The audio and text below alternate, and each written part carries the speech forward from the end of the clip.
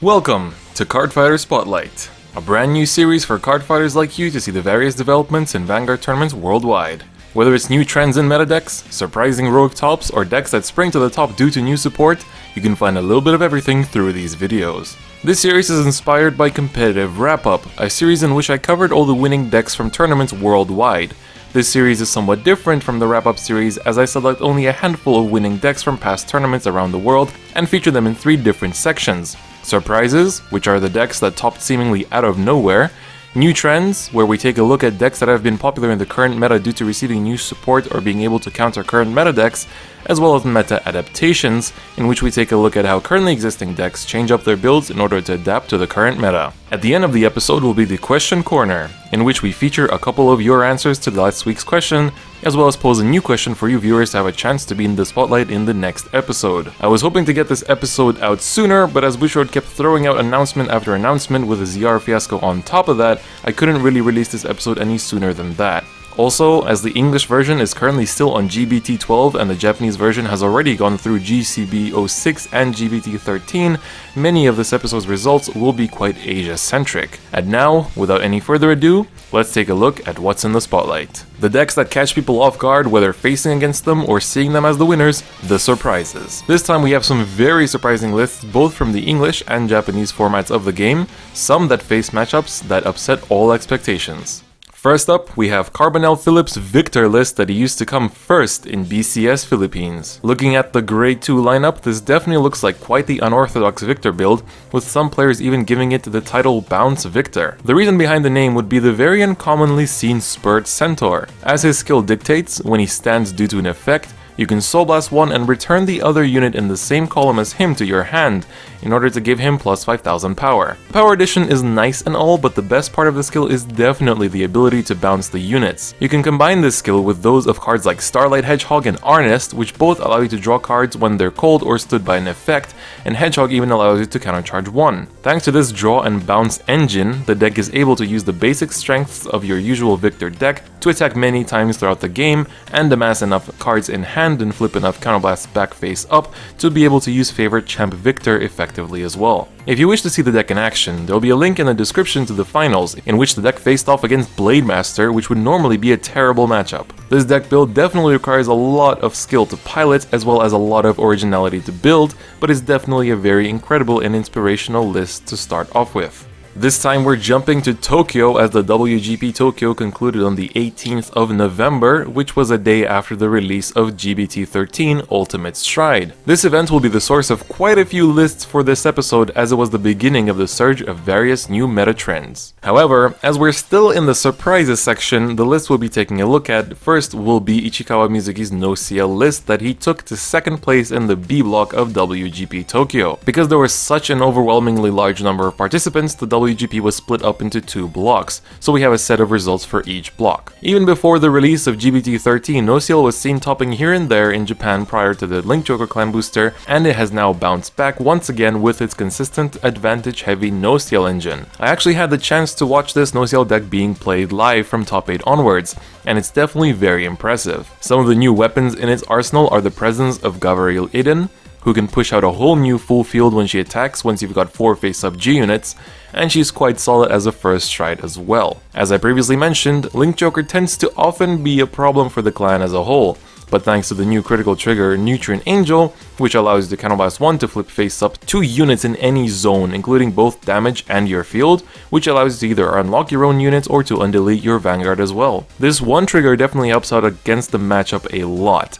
The other problem that Angel Feather often runs into is that of decking out due to the tremendous amount of rescue checks that it can do, which is where Sartael comes in handy, as she returns a total of 2 units back to the deck. One of the deck's win conditions is to use the Arotoron and Surgery Angel loop, so being able to send back any retired Surgery Angels with Sartael definitely helps achieve that. Up next will be a double whammy from Europe and Australia, as we have not 1 but 2 Susano lists that topped in their respective BCS qualifiers. At first I was going to choose just one, but I couldn't help but want to feature both of them, so we'll quickly go over the decks and the differences between them. First off is Mohammed Abu Malula's first place BCS Germany list. We can see that the main grade 3 Susanoo that is used is the Spiritual Sword of Rough Deity Susanoo. However, the secondary grade 3 that Mohammed chose to use is Yasaka, which allows him to quickly filter through the deck and refund resources. One of the most unique parts of this list has definitely got to be the presence of Tankman Mode Interrupt, which acts as a sort of Skull Witch Nemain that allows him to filter through the deck even faster. This list does also run quite a large number of stand triggers, with Oka supplying the deck with another guard restriction when you're not on Ichikishima, and Efficient Carp simply being efficient. However, with the presence of Nanatse and Nazuna, you can build up powered up columns that you can restand with the stand triggers and close out the game that way. Combined with the constant threat of Ichikishima, this playstyle is definitely very threatening. And now we quickly switch over to Food Nguyen's third place BCS Perth Australia list, which immediately has some noticeable differences. The first of which is the different secondary grade 3, this time being Tagiri Hime, which lets you gain card advantage even if you misride into her with her on-ride and end of turn abilities. The other striking difference is the presence of Weather Girl Shake, who allows you to constantly peek at the top card of your deck for your upcoming trigger checks, and if you don't see something that suits your fancy, then you can bot deck it to gain a bit of power. Again, we see that Nazuna and Nanase are both very important in this list, as well as other essentials such as Precious Ophidian. Overall, these lists are both very interesting to see, so big congratulations to both players for taking them to the tops. Up next, we have arguably the most reliable source for topping deck lists between Japan and the Western community, Kanyu Seiji's ThinkSaver list, which he used to get second with his team at the most recent Senpai Notice Me VGCS. Looking at the list itself, we can see that the deck itself mainly runs on the Blaster engine. There's a possibility that he mainly uses that as a form of early aggression and then attempts to push for game and double ThinkSaver attack, given that he has enough Counterblast and Soul to pull it off. It overall seems like a blaster deck with an added twist to it, but I'm certain that it caught some players off guard. Next, we have a surprise that only surfaced this very last weekend, Shushu. The one who took them to first place in the WGP Kanazawa team tournament is Kujira, who had a personal record of 6-1 with the deck throughout the day, beating matchups like Chaos, but unfortunately losing to Harry. The one card that immediately stands out is definitely the only non-waifu card, the ZR Megiddo. Or, well, it may be a waifu to someone, but not the general player base. The overall build of the Shushu deck is quite standard to what we've seen in the past, but this one does run a relatively high amount of vanillas. The deck also has a total of 3 Anjays in the G-Zone, allowing the player to not only generate a fairly high number of hand advantage, but also to be able to counter the Link Joker matchup as well. Definitely quite the surprising list. Finally, and possibly the biggest bait and switch we have, is Jungao's BCS UK second place Demiurge deck. While everyone's too busy enjoying the fast and easily rewarding playstyle of Zodiac Time Beasts, Jungao took a different spin on it and attempted to achieve a perfect future with the original purpose of the archetype, Demiurge. To help the deck reach the perfect dream, the main grade 3 for the deck is Pulsar Drastic Colossus. Both on ride and on stride, it allows you to draw 1 and bind 1, and on stride it even lets you power up your units by 1k for each bound unit. So while you're building up your bind zone quickly, you also get a very strong way to push for damage with increasing numbers as well. The deck mainly plays a lot of 1-ofs to achieve the dream, but one of the other noteworthy 4-ofs is the starting Vanguard, Sentry Draco Kid. Essentially, he allows you to bind a card every turn for each copy of him that is on the field, as long as you have a grade 3 Gear Colossus in your hand, meaning he can help accelerate the Demiurge condition very quickly. The rest of the deck is your usual Zodiac Time Beast core, but this focus on Demiurge is definitely worth talking about.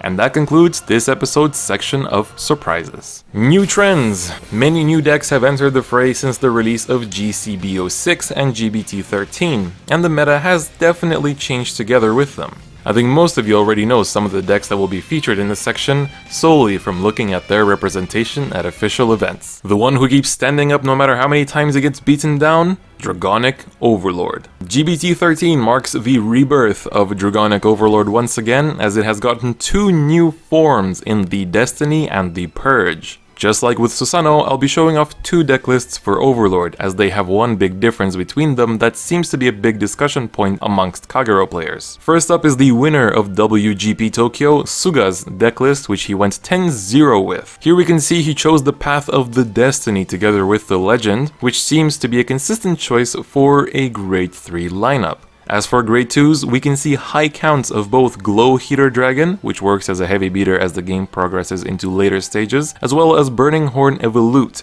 which is able to retire units for essentially Soul Blast 1, and similarly builds up power for each unit in the opponent's damage zone. Overlord has also received a new personalized Stride Fodder in Doombringer High Flame, adding an additional layer of consistency to the deck. An interesting note for the G zone, which is overall quite a standard Overlord one, is the triple count of the Ace. As we can see Suga keeping in mind that he can stride the Ace as a first stride, flipping 4 counterblasts and 2 copies of the Ace in order to have a restanding stride on first stride. And a fun note, as I was watching Suga's final match, he actually closed out the game with Drachma, just for a little bit of flexing, as his opponent was on low amount of cards in hand and a high damage count, so practically any stride would have been fine, but I guess once you've got a ZR of your own, you definitely do want to show it off at some point, and the final match is definitely fitting. We quickly switch over to Malaysia as their WGP concluded the day after, and Kaiza Lim was able to take Overlord to 3rd place in the event. The main differences we see here is the different grade 3 lineup. Kaiza decided to play the duo of the Cross and the End instead of the Legend, which means he has a higher count of Overlords in the deck, which leads to the next point, the presence of the new Conro as a starter. He checks the top 7 cards for an Overlord, so with this kind of build, it is more consistent than that of lower grade 3 count builds. The other point worth noting is that he plays 1 copy of Belog, which has been a point of discussion amongst Kagero players as well. As we can see from this pair of results, arguably the most difficult part about building Overlord is the choice of the backup grade 3s. Whether it's the Legend, the Legion pair of the Cross and the End, or the Rebirth as some players are trying, it's definitely interesting to see how the playstyle of Overlord will continue to evolve in the future. And just when we thought that GBT13 would phase out everyone's favorite clown, he goes and takes 1st place in the other block of WGP Tokyo. Here's Harepin's Chaos deck list that he used to win Block A of WGP Tokyo. Chaos has been a terrifying menace ever since its large chunk of support in GCBO6, and that definitely hasn't changed just yet, as it still has a very high rate of players in most tournaments. The newest tool that the clown has acquired is its new form, Crisis, which allows it to lock a unit when it is ridden or when you stride over it, which is very threatening when the Chaos player goes first against some decks. Instead of being able to mass retire all unlocked units, the deck instead takes them out one by one, but this time without having to pay any cost for the retire and draw. The deck has a new Perfect Guard which lets you draw additional cards, which I have actually lost to in some tournaments here in Japan because my opponent would draw exactly what they would need mid-guarding to prevent my finishing turns from succeeding. On top of that, the deck has 2 new very strong strides, one of which is Glue Ball Dragon, which allows you to almost always lock the entire field unless you first stride it. And if that's not enough, you can force your opponent to lock even more cards from hand and even send them to the damage zone face down with Chaos Breaker Deluge's skill, which makes this deck even scarier. The deck also has some new grade 2s in its arsenal that it can choose to play, like Globulidia that Harepin chose to play. Overall, Chaos is definitely still gonna be kicking for quite a long time. As Season 1 of the Vanguard anime has taught us, where there is a shadow, there must be light, and Messiah is the light that we need in this chaos-filled format. Messiah has the advantage that it not only got support in the clan booster, but it also got its own trial deck to boot. The list that we'll be taking a look at will be KM's 4th place WGP Tokyo list, which he still managed to top with even after GBT13. The biggest change in the deck has to be the new main grade 3. Alter Ego Neo Messiah. He lets you to call a unit during your stride as well as lock up to one of each player's units once per turn. His GB2 has changed quite a lot, similar to that of Chaos, where it no longer focuses on spamming the skill to get a lot of advantage in one go, but rather to Soul Blast 1 just once at the end of the player's turn to draw 2 if a unit was unlocked due to the effect of your cards. This sadly doesn't work on both turns, but it lets Messiah players to just focus down on a couple units and to continuously increase the cards in their hand without having to go ham on soul charges. Some of the other new main deck tools include Dunamis Messiah, which adds to your overall mid-battle aggression, as well as my personal favorite Lady Fencer of Matter Transmission, who will always be either a 11k or 16k attacker, and is also drawn by Lukier's artist. Some of the new tools in the G-Zone include the selective locker that is Basaltis Messiah, as well as the powerful finisher that is Harmonix Neo Messiah. Overall, the main reason for Messiah's consistent records at the top tables is due to the fact that it is an instant counter to the Chaos matchup, so as long as Chaos is one of the top meta decks, Messiahs will remain at the top as well. We'll see if and how that changes with the Stargate booster though. And now, despite being doubted to not receive any support in GBT13, the Aquaforce deck that ended up profiting from the set the most is none other than Thavas himself. Here we see the WGP Malaysia champions Hong Wai's list, which he went 10-0 with. I believe this list may just become the defining Thavas list once the set releases in English, as the new Thavas Grade 3 acts as a jack of all trades, providing resist on Vanguard Circle to your other units, and essentially being an Adelaide on Rearguard Circle. By far one of the most important cards in the deck is the new Stride Alexandros, which happens to share my middle name. He essentially works as a better Lambros, allowing you to restand 2 units and give them plus 5k power for each face-up G unit you have, meaning the amount of power you'll be adding will scale throughout the game. Combined with the careful timing of Adelaide's titles and the new Thavas' restand skills, this can be a very scary finisher and overall damage pusher. If that's not enough, you can use Orthia to carefully time a restand of a unit so that it can attack even more times with that amazing power addition. And as the deck shares a similar weakness to Link Joker's Angel Feather, the clan has received a new G-Guard capable of unlocking your units mid-battle, a very helpful ability in the matchup. Overall, Thavas will definitely continue to do well in tournaments, as the overflowing amount of resist will help it in facing the matchups that would normally annihilate its field. While Luard and Night Rose are no longer as prominent as before, this doesn't mean that Vanquisher is done just yet. In 4th place of WGP Malaysia, we have Ho Jun Hao's Vanquisher list. The initial strength of the deck was that it was a direct counter to 2 of the previously most popular decks in the meta, which were Night Rose and Luard, both decks that relied heavily on the drop zone. The deck hasn't changed greatly since its big batch of supports in GBT13, as it uses the heavy retire and bind mechanics of the deck with Vanquisher Sparking and V-Buster, and adds on an additional layer of pressure with the terrifying rearguard restand skill of Sigma. I'm not too sure how the deck interacts with the Link Joker matchups, but Hojun's list shows that it can still do well in the current format. The final Link Joker archetype that has remained a big question mark in many people's minds is the leaders. They've been topping quite consistently all over Japan, and after experiencing them firsthand several times, I can definitely say that it's quite a terrifying deck after the latest support. The list you're seeing now is from the Akita VGCS, and it was piloted by Mitabi to 2nd place. With the power of the new Grade 3 Grey End and the strides that the deck has in its arsenal, it's possible for it to delete the opponent's Vanguard every turn, as well as pressure them with one of the scariest Grade 2s in the game, Zaquelad, which can seal the opponent's ability to stride if they let the attack hit. The Stride Aoi Daien's power-up levels are on par to that of Sanctuary Guard Regalie, and combined with a very high count of stand triggers, all of the leader's stride turns can be very devastating, also allowing it to win very fast. We'll see how the leaders continue to perform in tournaments in the future, but for now it is a very solid pick for any tournament. And for our final segment, we'll be taking a look at how some of the pre-existing meta decks are adapting to the current meta requirements, or evolving as they are given new tools to work with. By far the most noteworthy meta adaptation has got to be Harry, as he has completely bounced back with the Japanese release of the new Harry Stride, which lets you even put locked units into your soul to counter the matchup. What you're seeing now is Gesusu's 3rd place Yamato VGCS decklist, which plays a total of 4 of the new Stride,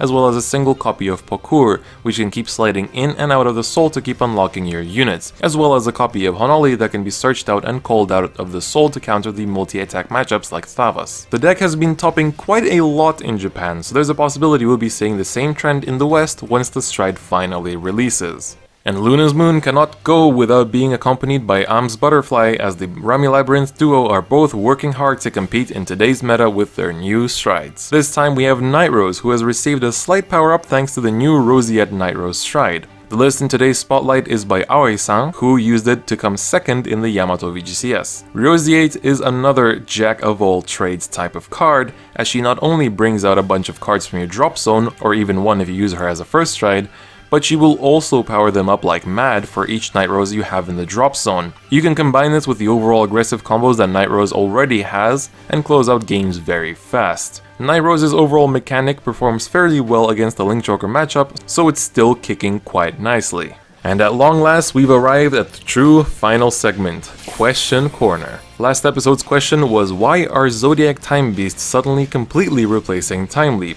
Let's take a look at some of your answers. First up, we have Crazy Reaper, who said that they have everything, ranging from returning Perfect Guards to crazy hand advantage and great restandards, going as far as calling them Gear Paladins. This is definitely true. I've personally witnessed some ZTB players going as far as to just drop their hands in the early stages for amazing early aggression and then recuperating it all throughout the stride turns. It's pretty insane. The other comment that we'll be featuring in the spotlight is from MaxMTH, who says ZTB is a better gold paladin. It's easy to pick up and master, all while being strong enough to win games. Time Leap is harder to master and more pricey as well. The last part is definitely very important. I feel one of the big reasons why ZTB is seen at the top table so much more often is simply because the entry price for the deck is much smaller than that of Time Leaps. And that's gonna do it for this episode's Question Corner. Thank you very much to all of you for participating. There were some really amazing comments, but it would take a bit too long to feature all of them, so I'll be mostly picking up a couple to feature in the spotlight each episode. And this episode we have a new question for you viewers as well. But first, let's take a look at some statistics. What you see here is the representation graph of clans at WGP Tokyo, with Linkshoker and Kagero being almost equally as popular after the release of GBT13. Now let's take a look at WGP Malaysia's clan representation, as it took place one day later, and we see practically the same trend. Thus, the question for this episode is, in the end, who do you think will be the one to be the most played of these control decks? Will it be the newly supported Overlord, or will Chaosbreaker remain at the top percentages all the way until the release of the Stargate Clan Booster? Just like last time, make sure to leave your answers in the comments section, and I'll pick a couple to feature in the spotlight at the end of the next episode. And that's all for today. I feel this time we've had surprise after surprise. It's really been quite a diverse 2 months for this amount of interesting results to discuss. A big thank you to those that helped this series happen, including my great thumbnail maker Belladonna Toxin for making the stage and the logo, and ClowX for drawing the chibi designs of me that you've been seeing throughout this episode. And most importantly, thank you, the viewer, for taking the time to watch this. None of this would have been possible without your constant support. On that note, that is going to be it for today's episode. See you on the next Spotlight.